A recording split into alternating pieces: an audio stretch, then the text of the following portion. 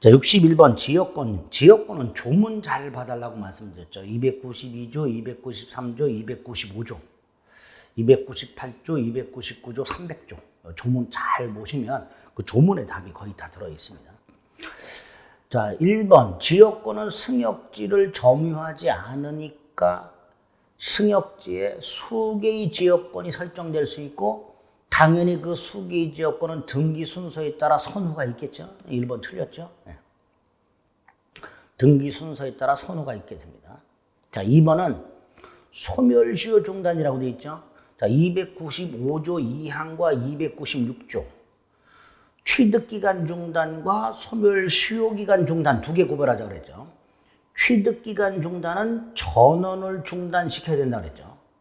따라서 한 명만 중단시키면 중단의 효력이 없다. 취득 없다. 이렇게 유지하랬고요. 소멸시효는 한 사람이 소멸시효를 중단시키면 전원의 소멸시효가 중단된다 그랬죠. 따라서 소멸시효 나오면 있다. 이렇게 끝이 난다 그랬죠. 2번 틀렸죠. 요역지 공유자 1인에 대한 지역권 소멸시효 중단 사유가 있으면 다른 공유자의 지역권의 소멸시효도 중단된다. 중단의 효력이 있다. 이렇게 돼야 되죠. 2번 틀렸죠.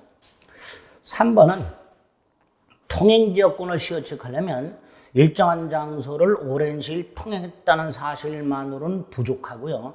반드시 통로 개설이 있어야 한다라는 게 판례죠. 따라서 한번 틀렸고요. 4번 요역지는 일필토지 전부여야 되죠. 승역지는 일필토지 전부 또는 일부여도 무방하고요. 4번 틀렸죠. 5번이네요. 요역지를 제3자가 시효측했다.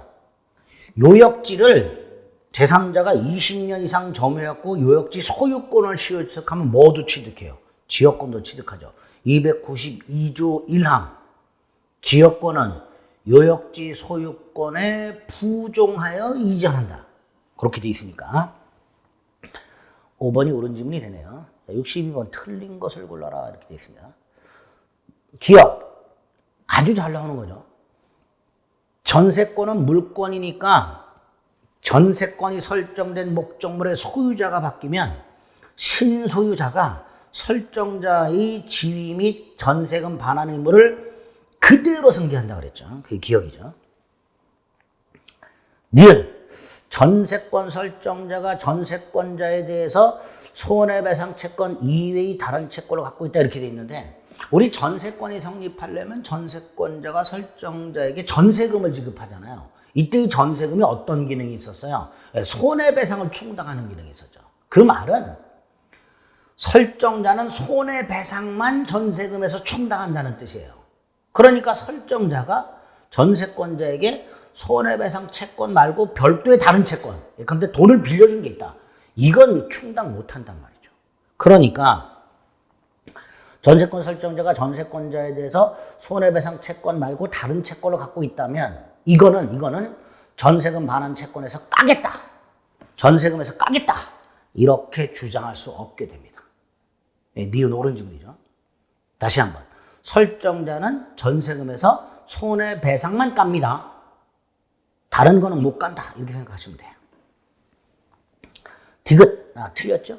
법정갱신은 법률 규정에 의한 갱신이니까 전세권자는 갱신 등기를 해야 이게 틀렸죠. 갱신 등기 없이도 갱신된 권리를 주장할 수 있다. 이렇겠죠. 자, 리얼. 전세권자는 전세권 존속 중에 아직 전세권이 존속하고 있는 동안에 전세권은 그대로 갖고 있으면서 전세금 반환 채권만 조건을 붙여서 양도할 수 있다. 조건부 채권으로 양도할 수 있다. 기억하시자 그랬죠. 이걸 틀렸죠. 전세권이 존속하는 동안에 세 번째 줄 조건부 채권을 양도하는 것은 허용된다. 이렇게 되겠죠. 틀린 거 4번. 63번에 1번 유치권은 법정담보물권이지만 배제특혜 할 수 있고요. 2번 점유를 침탈당하면 유치권자는 유치물 반환 청구가 아니라 204조 점유물 반환 청구할 수 있죠.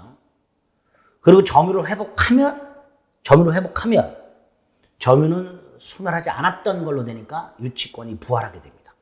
점유를 회복하면. 그런데 이번에 두 번째 줄을 봤더니 점유를 회복하지 않으면이라고 되어 있죠. 점유를 회복하지 않으면 유치권은 부활하지 않죠. 점유를 회복해야 유치권은 부활하게 됩니다. 3번 건물 신축공사 수급인이라고 되어 있죠. 사회통념상 독립한 건물이라고 볼 수 없는 정착물. 자, 건물 신축공사 수급인, 건축업자를 말하죠. 공사대금을 받지 못하면 건물을 유치한다 그랬죠. 건물. 그러니까 당연히 독립한 건물이라 볼 수 없는 정착물. 예컨대 기초공사만 끝난 구조물. 이건 건물이 아니니까 거기에 대해서는 유치권을 취득할 수가 없다. 이렇게 되겠죠. 3번 틀렸죠? 63번에 1번이에요. 지금 옳은 것을 고르라는 문제인데, 1번 유치권 법정 담보 물건이고, 포기 특약할 수 있어요. 그런데, 뒤가 아니에요. 합의로 유치권을 설정할 수 있는 거 안 되죠. 법정 담보 물건이에요. 계약 합의를 통해서는 유치권 성립하지 않습니다. 1번 틀렸네요. 그죠? 예. 그래서 유치권은 법정 담보 물건이다. 배제 특약할 수 있다. 합의로는 유치권 성립하지 않는다. 이렇게 딱 기억하시면 되죠. 그러니까 옳은 건 2번이고요. 3번 아까 말씀드렸죠. 기초공사만 끝난 구조물은 건물이 아니니까 유치권 안 되고. 4번은 암기해야 되는 거죠. 결련성이 인정 안 되는 거, 보증금, 권리금, 매매대금, 건축 자재대금, 그 다음에 요거 계약명의 신탁의 신탁자의 부당이득 반환 청구권, 이런 거 유치권 안 된다고 그랬습니다. 5번은요, 갑소유 땅에 의리무단으로 건물을 지었는데 건축업자 병과 계약을 해서 병이 건물을 지어준 거예요. 근데 의리 공사대금을 안 줬어요, 그 병에게. 어쨌든 이건 무단 건물입니다. 그래서 병이 건물을 유치하고 있어. 그런데 보세요. 아무리 병이 건물에 대해서 유치권을 갖고 있다 하더라도 건물 자체가 무단 건물이란 말이죠. 그러니까 당연히 갑은 건물 철거를 청구해서 철거시킬 수 있고요. 병은 아무리 건물에 대해서 정당한 유치권을 갖고 있다 하더라도 그 유치권을 토지 소유자에게는 주장을 못하죠. 무단 건물이기 때문에. 그게 5번이죠. 건물이 토지에 대해서는 불법행위가 되는 경우 그 건물의 원시칠자, 건물의 원시칠자가 건축주죠. 의리 공사대금 채권을 갖고 있어요. 건물의 원시칠자 건축주 갑에 대하여 건축업자 의리 공사대금 채권에 기초한 유치권이 있다 하더라도 건물 자체가 불법 건물이니까 토지 소유자에게는 유치권 주장 못한다. 이렇게 되겠죠. 5번 틀렸죠? 옳은 거 2번. 64번은 1번 토지 저당권의 효력. 토지에 미치고 토지의 부합물 종물에 미치죠. 그런데 토지 위의 건물, 보존 등기된 수목의 집단인 임목, 명인 방법을 갖춘 수목의 집단 미분리 과실, 농작물, 미채굴, 광물, 요거는 토지의 부합물도 아니고 종물도 아니죠. 따라서 토지 저당권의 효력이 미치지 않는다. 이렇게 되죠. 1번 틀렸죠. 2번 건물의 저당권이 설정되면 그 건물 일부에 불과한 부속 건물, 이게 뭐예요? 부합물이죠. 저당권 효력이 미치고요. 3번 민법 366조 피담보 채권의 범위가 있죠. 원본이자 위약금, 채무 불이행 손해배상, 저당권 실행 비용 5개. 그 중에 채무 불이행 손해배상을 지연배상이라 하고, 이 지연배상은 원본의 이행기를 경과한 후 1년분에 한해서 우선 변제받죠. 이때 그 1년분이란 건 경배대가로부터 저당권자가 후순위 권리자보다 우선 변제 받을 수 있는 게 1년분에 한한다라고 제한을 걸어놓은 거예요. 그러니까 저당권자의 제3자에 대한 관계에서의 제한이에요. 그러니까 채무자가 360조를 근거로 나 저당권자 너한테 연체이자 1년분만 갚겠다, 이렇게 주장할 수는 없겠죠. 그거 말하는 겁니다. 그게 3번입니다. 1년분에 한한다는 건 저당권자의 제3자에 대한 관계에서의 제한일 뿐, 채무자가 저당권자에게 1년분만 갚겠다라고 주장할 수 있는 것은 아니다. 이렇게 되죠. 4번 저당권 양도는 당연히 양도인과 양수인 사이에 합의만 있으면 되죠. 갑소유 땅에 저당권자 을이 있다. 을이 저당권을 팔아먹는다. 그럼 당연히 양도인과 양수인 사이의 계약이죠. 채무자에게는 채권도 같이 파니까 채권을 팔았다라고 통지만 해주면 되고요. 채무자와의 합의는 필요 없죠. 채무자는 저당권 양도 양수 계약의 당사자가 아니게 됩니다. 그게 4번. 5번 물상대위권을 행사하려면 보상금이나 보험금이 채무자에게 지급이 되기 전에 압류해야 되고 이 압류는 반드시 저당권자가 할 필요는 없다. 제3자에서 압류되었다면 물상대위 할 수 있다 그랬죠. 네, 틀린 거 1번. 65번에 근저당권이라고 되는 근저당권은 반드시 등기해야 되는 게 2개. 근저당이라는 취지와 채권 최고액. 존속기간 같은 거는 정할 수도 있고 안 정할 수도 있단 말이죠. 그러니까 존속기간이나 결상 이런 것들은 필수적 등기사항이 아니죠. 1번 옳은 지문이네요. 2번 피담보 채권액은 반드시 등기해야 된다 그랬고요. 3번 아주 중요하죠. 채권 최고액이 1억이고 확정된 채권 채무액이 1억 3천. 이때 채무자는 다 갚아야 된다 그랬죠. 반면에 물상보증인이나 제3취득자는 최고액까지만 갚으면 된다 그랬고요. 마지막으로 우선변제도 최고액까지만 우선변제 받는다 그랬죠. 꼭 기억하시라 그랬습니다. 3번 옳은 지문이죠. 틀린 지문이죠. 채무자는 최고액만 갚고는 말소를 청구를 못하죠. 채무자는 채권액 전부를 갚아야 말소 청구할 수 있게 됩니다. 반면에 4번 제3취득자는 최고액까지만 변제하면 말소 청구할 수 있죠. 자, 5번 근저당권 설정 등기를 하는 토지에 건물이 있다. 반드시 토지와 건물 모두에 근저당권 등기해야 된다. 뭔 소리야? 우리 민법은 토지와 건물이 별개의 부동산이라고 했잖아요. 그러니까 토지에만 등기하면 되죠. 옳은 거 1번. 자, 66번. 승낙기간 후에 도달했다. 연착이죠. 그런데 이게 기간 내에 도달할 수 있는 발성이야. 이거 사고에 의한 연착이라고 528조 2항과 3항에서 청약자가 승낙자에게 지체 없이 연착 통지를 하거나 지연 통지를 발송하거나 안 하면 연착하지 않은 걸로 본다. 이렇게 돼 있죠. 이게 사고에 의한 연착이죠. 1번 옳은 지문이죠. 2번은 격승발 531조. 3번은 534조. 청약을 거절하면서 동시에 새 청약으로 본다. 4번 교차 청약은 양 청약이 모두 도달한 때 계약이 성립하죠. 4번이 틀렸네요.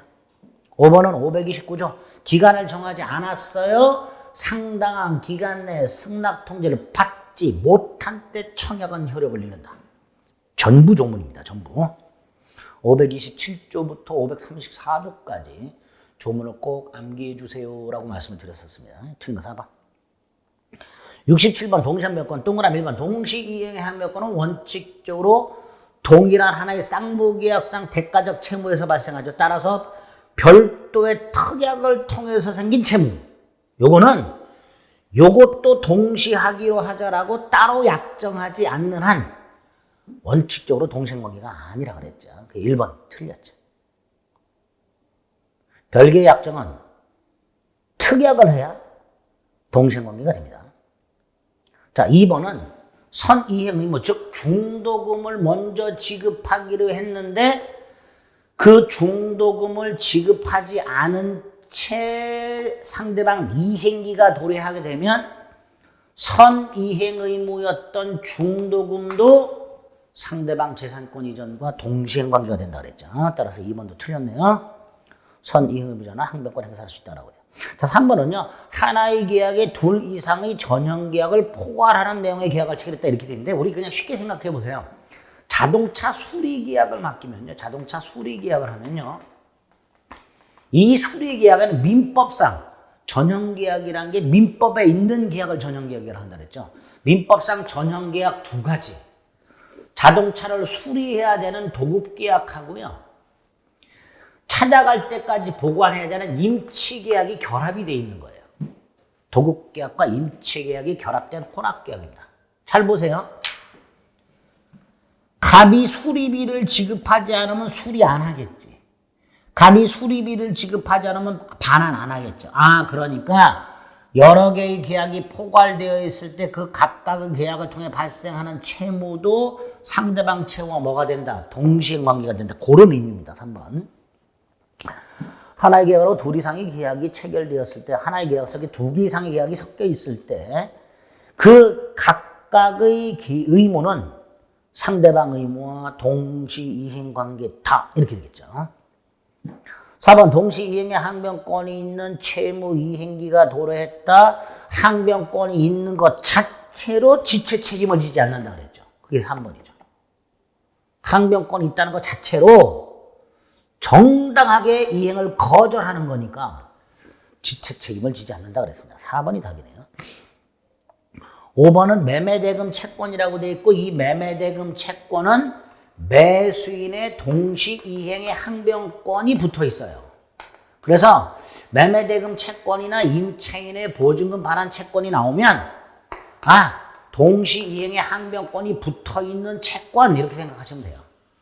이렇게 동시이행의 항변권이 붙어 있는 채권이라 하더라도 이행기가 되면 소멸시효에 걸린다 그랬죠. 그거 말하고 있습니다. 5번. 따라서 매매대금 채권에 대해서 매수인의 동시이행의 항변권이 붙어 있다 하더라도 매매대금 지급기일이 도래하게 되면 그 대금 청구는 소멸시효가 진행된다. 이렇게 돼야 되겠죠. 68번 제3자를 위한 계약이라고 되어 있네요. 이 기억해 보니까 병존적 채무인수라고 되어 있죠. 병존적 채무인수, 변제를 위한 공탁, 이렇게 요 글자 들어가면 이건 제3자를 위한 계약이다. 이렇게 생각하세요. 우리 시험법이 바깥이니까 그렇게 암기하시면 돼요. 기억 틀렸네. 자, 니은 낙약자는 제3자를 위한 계약의 근거한 항변이라고 되어 있죠. 제3자를 위한 계약을 하려면 요약자가 있고 낙약자가 있고 수익자가 있는데 요약자와 낙약자 사이의 관계와 요약자와 수익자 사이의 관계를 조심하라 그랬죠.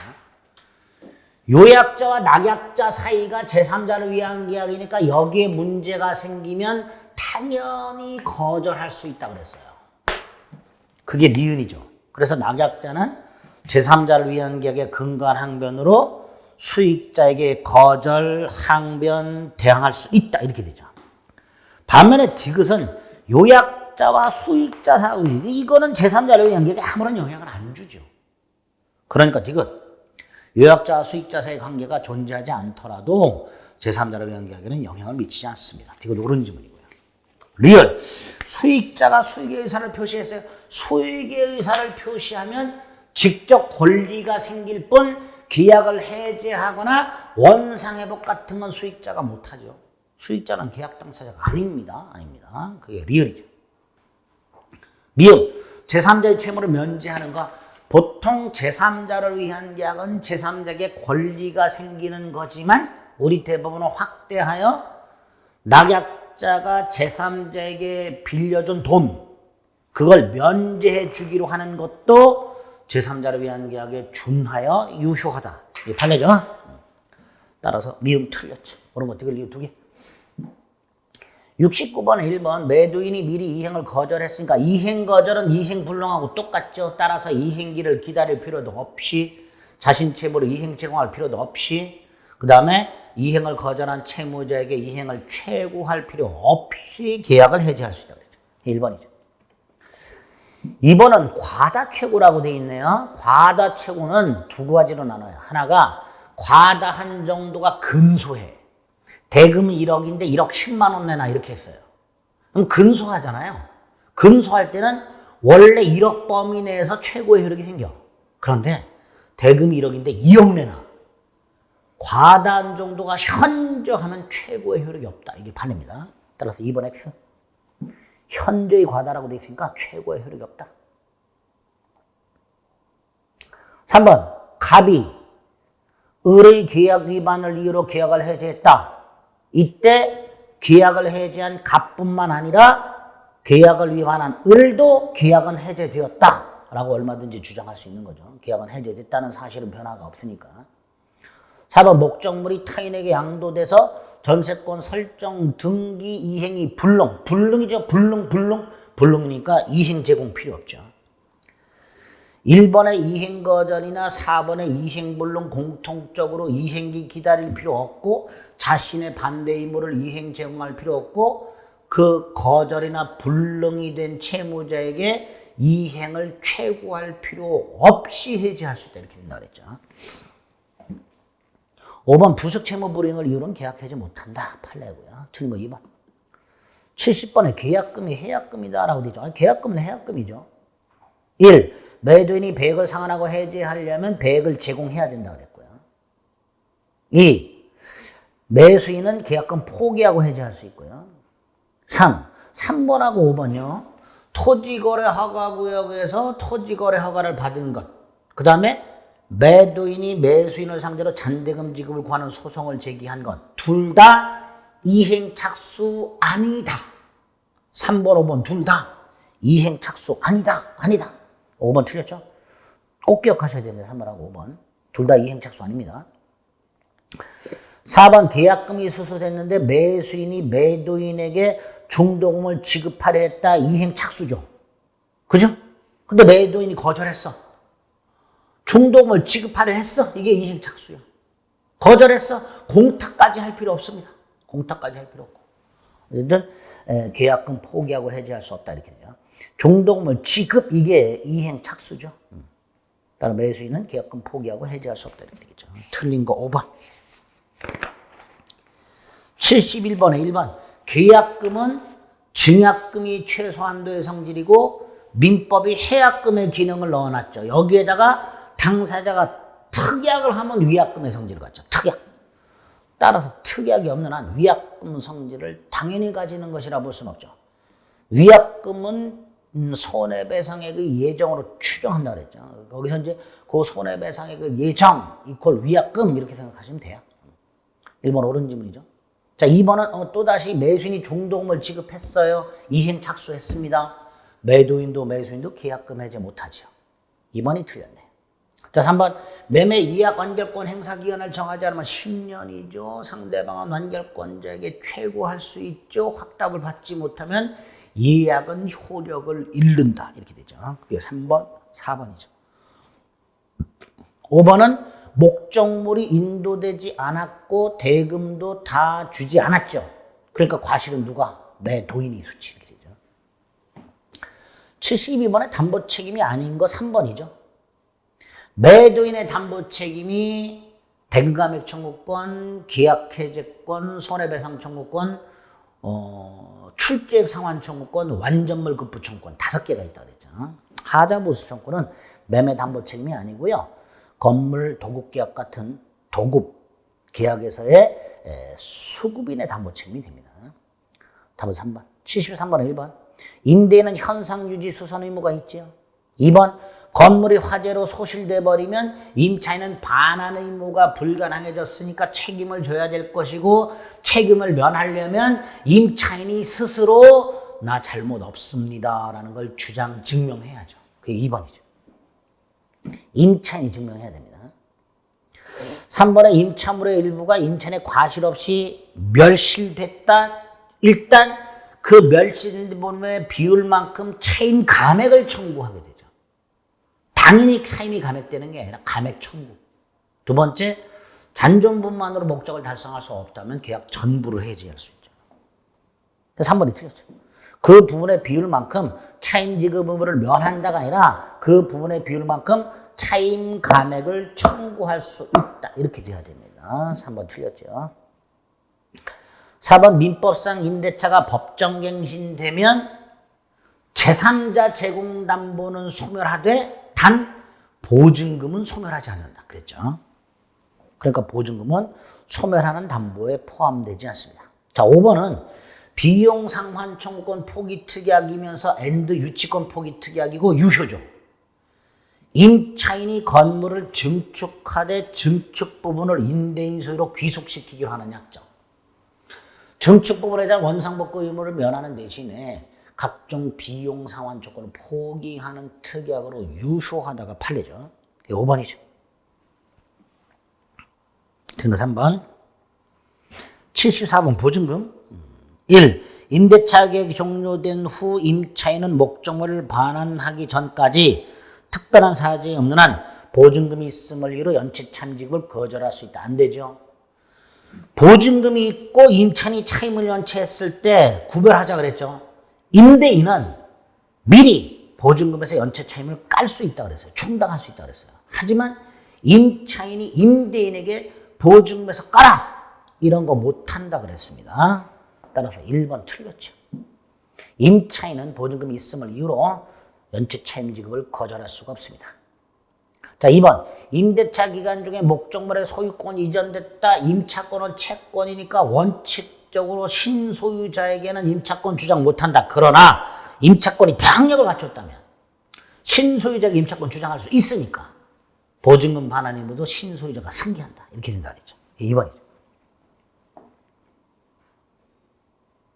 자, 보증금은요, 3번. 임차인이 목적물을 반환할 때까지, 발생한 손해배상. 임차인이 차임을 연체했다, 임차인이 목적물을 훼손시켰다가 같은 그런 손해배상을 충당하는 게 보증금이죠. 다만 언제까지 발생한 손해배상이냐? 다시 한번 임차인이 목적물을 반환할 때까지. 근데 여기서 우리 대법원이 하나 추가하는 게 이거죠.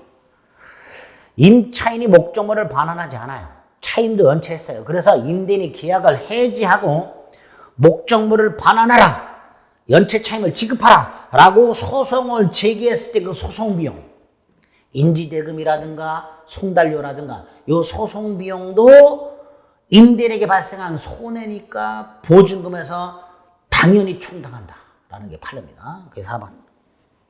3번.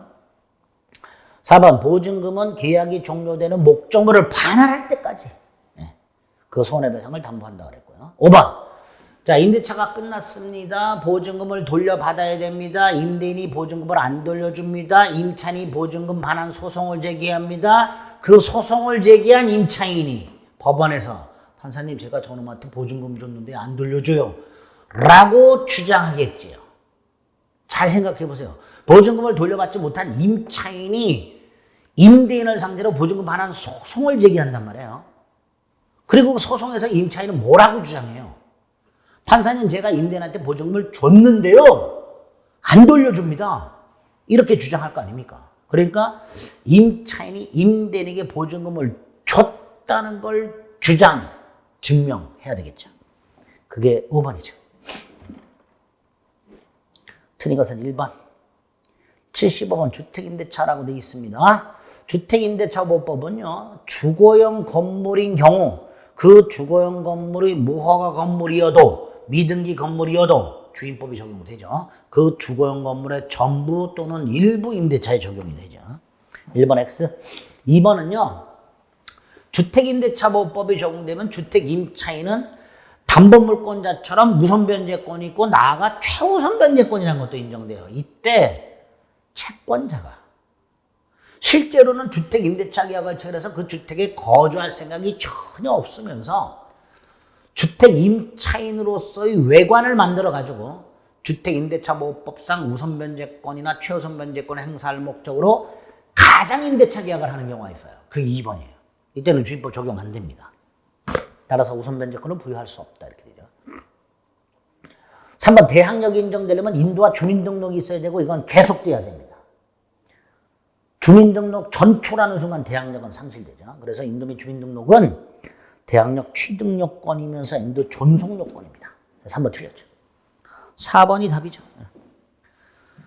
임차인이 주택을 인도받았다, 점유한다는 뜻이고 그 점유는 간접점유 된다 그랬죠. 갑일에게 주택을 임대했고 을이 갑의 동의를 받아서 전대를 했을 때 전차인이 직접 점유, 임차인이 간접 점유. 이 임차인의 간접 점유도 대항요건으로서 인도에 해당한다 이렇게 되죠.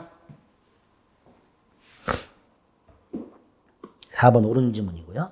5번 주택임대차보호법상 그 주택임대차가 법정갱신되면 조건은 전임대차와 동일하되 기간은 2년으로 본다죠. 본다.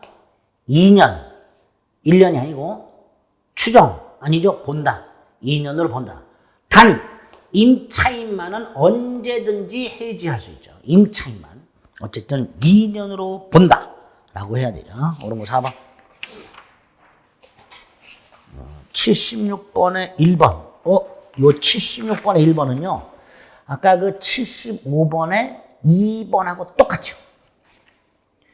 75번에 2번 실제 주택을 사용식할 목적 없이 우선 변제권을 취득할 목적으로 주택임대차 외관을 만든 경우라고 돼 있어요. 76번에 1번도 비슷하게 뭐라고 돼 있어요? 임대차 계약의 주된 목적이 소액 임차인으로서 기존 채권을 최우선 해소하려는 경우.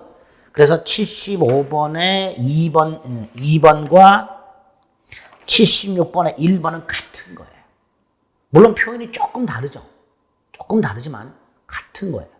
가장 임대차라고 우선 변제권이나 최우선 변제권 인정되지 않습니다. 자, 2번. 임대차 계약 체결 당시에 소액 임차인이 아니야. 예컨대 서울에서 주택을 임대차 하는데 보증금이 1억 2천이야. 그럼 소액 임차인 아니죠. 서울의 경우 보증금이 1억 1천만 원 이하여야 된단 말이죠.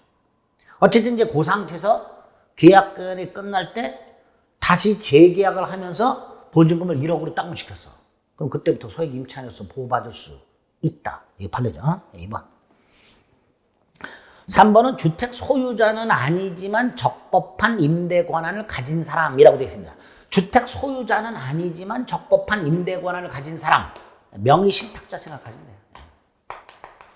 주택의 명의 신탁자. 이 명의 신탁자와 주택 임대차 계약을 했더라도 주임법을 적용함으로써 임차인을 보호하고 있습니다. 우리 판례가. 4번. 3번. 자, 4번 아까 75번에 4번하고 똑같죠. 주택임대차법법상 대항요건은 임차인이 당해주택에 대해서 타인의 점유를 매개로 하여 간접 점유하는 경우에도 인정될 수 있다. 이렇게 되죠.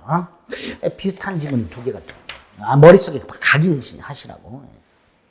그래서 75번에 4번 옳은 지문이고요. 76번에 4번도 옳은 지문이 됩니다. 자, 76번에 5번이라고 되어 있는데 주택 임차인은 대항요건 플러스 확정일자를 갖게 되면 우선변제권이라는 게 인정되죠. 이 우선변제권은 임차권에 부여되어 있는 주택 임차권에 부여되어 있는 힘이에요. 주택 임차권에. 그러니까 주택 임차인이 임차권은 그대로 갖고 있고 임대인에 대한 보증금 반환 채권만 팔았을 때 이 보증금 반환 채권만 양수한 사람은 당연히 우선변제권은 취득을 못하죠. 당연한 거고. 다만 얘가 금융기관일 때는 주임법에서 우선변제권을 승계하도록 하고 있습니다. 예외죠. 네. 단순히 보증금 반환 채권을 양수한 사람은 우선변제권 인정 안 됩니다. 따라서 5번이 틀렸고요. 77번. 주택이든 상가 건물이든 우선변제권이 인정되려면 대항력 플러스 확정일자입니다. 대항력이 전제가 돼야 되고요. 당연히 우선변제권은 경매대가에서 의미가 있는 거죠. 매매대금이 아니라 경매대가.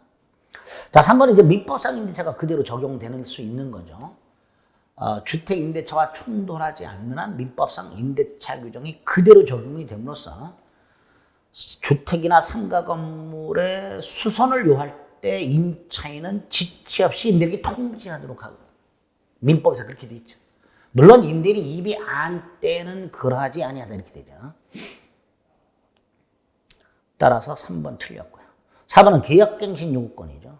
자, 5번은 상가 건물이 법정갱신되면 기간은 1년으로 보죠.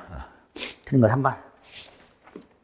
78번 1번 많이 나오죠. 집합 건물의 공용보건에 관한 물권. 그 특실 변경은 등기를 요하지 않는다. 집합건물법 13조 3항. 1번이 틀렸네요. 아주 중요하죠. 자, 2번. 구분 소유자가 임시관리단 소집 청구를 했는데 관리인이 소집 절차를 밟지 않으면 소집 청구한 구분 소유자 5분의 1 이상 이 사람들이 법원에 관리단 집회를 청구할 수 있고요. 법원 허가를 받아 수집할 수 있습니다. 3번 대지 분할 안 되죠. 4번 101호를 경락받으면 대지 사용권도 취득한다 그랬고요.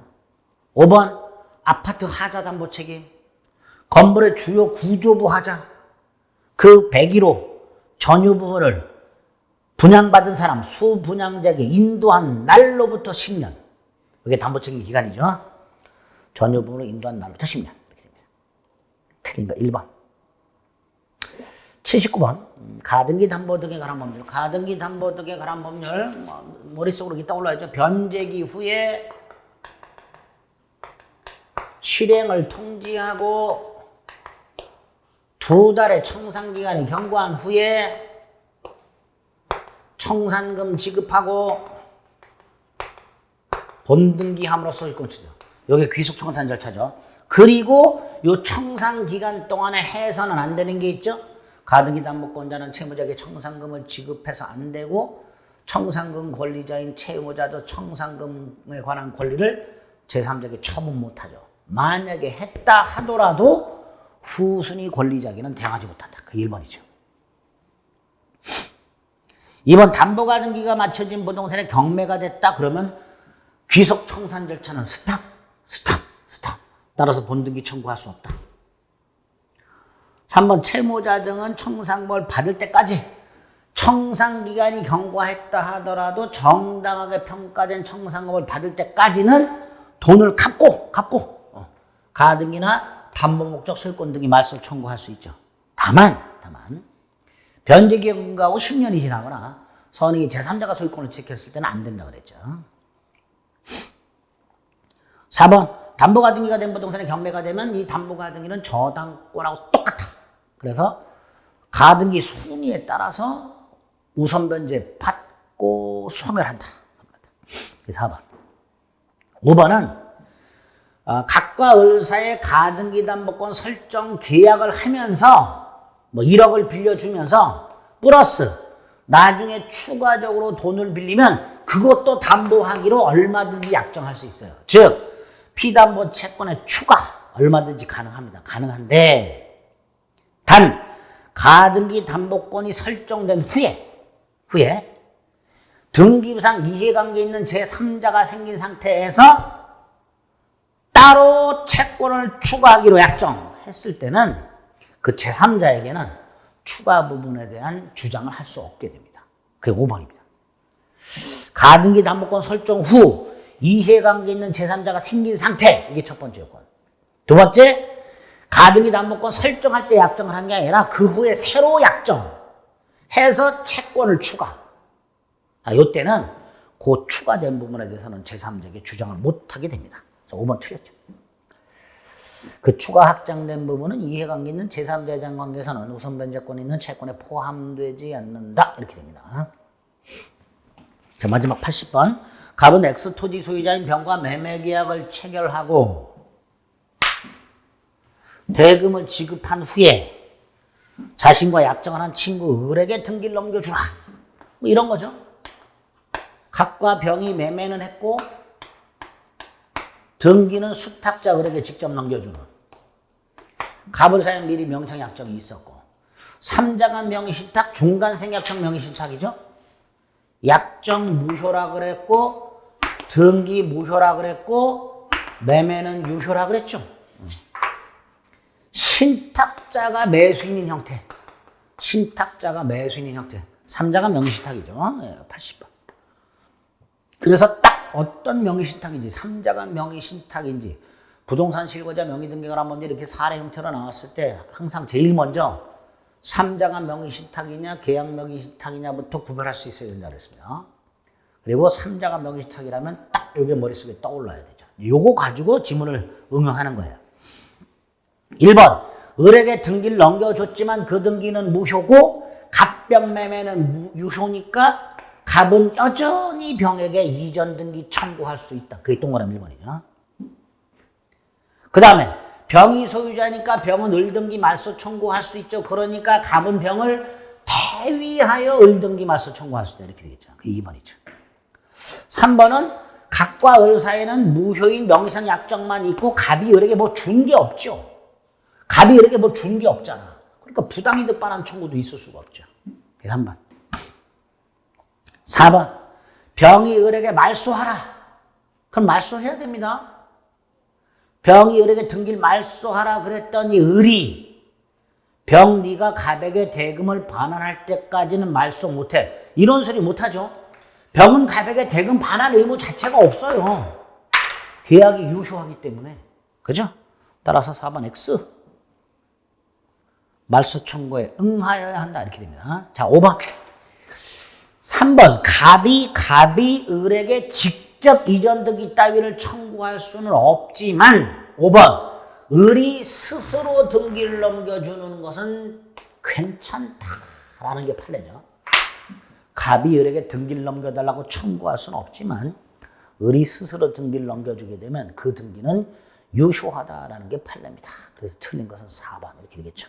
이렇게 3회 모의고사 40문제를 지문을 중심으로 해서 한번 풀어드렸습니다. 자, 지난 시간에 처음에 말씀드렸지만 내가 풀고 해설 보고 해설까지 들었지만 의문 나는 사항들이 있어요. 이런 것들은 반드시 다시 한번 확인하셔야 됩니다. 틀린 것은 또 틀립니다. 확인 안 해두면. 사람의 뇌구조가 바뀌질 않아요. 그러니까 틀리게 생각했던 건 또 틀리게 생각한단 말이죠. 그러니까 틀린 부분을 특히 중점적으로 찾으셔가지고 꼭 확인해 주시기 부탁드리겠습니다. 자, 여기서 해설 마치겠습니다. 수고하셨습니다.